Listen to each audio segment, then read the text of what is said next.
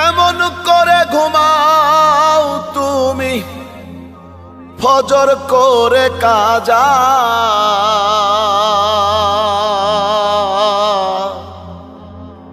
এমনও তো হতে পারে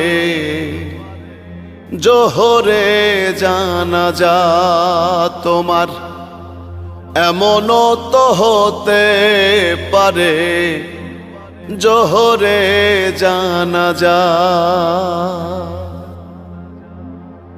মুসলিম হয় না জন্ম নিলেই মুসলমানের ঘরে, কাফের মুমিন তফাতটা হয় সালাতের উপরে। হে মানুষ